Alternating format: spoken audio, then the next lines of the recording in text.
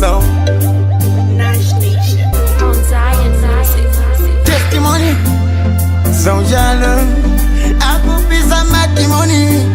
jarara life omukana 8 bobo ma stress uchipera weight zvinhu zvese kwauri azvisi right makona ese munenge uri patight nekuti marapera vange vachitongo kuti wapera moto baba vakuchidzira vanoruma vachifuridzira asi handipere power chipo chandakapuwa simba remashuwa munosiva ndine power inpenyu saka musade kunditerera vaishivira tikodzokera kwandakatangira satani ndaikuona chindinyangira waida kuti ndichaepe kunyarira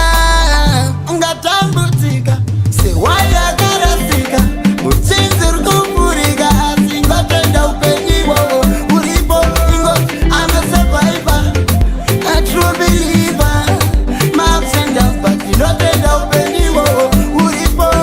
ramone matambudziko kumbesalodawo zambuko asi ndangoti ngotenda upenyiwo uripo vanonitia ndisvike vanodanira sike vanonitiro ndotenda upenyiwo uripo tambudzika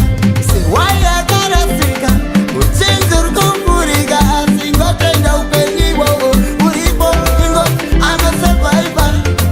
a true believer mapsenda but inotenda upenyiwo uripo ramone matambudziko kundosalodawo zambuko asi ndangoti ngotenda upenyiwo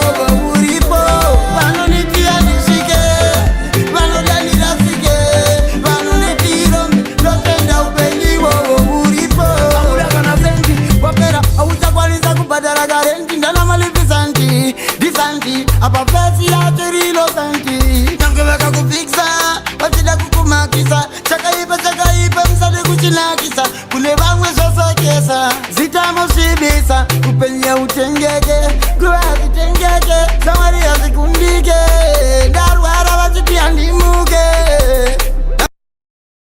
Zim Daily Upload.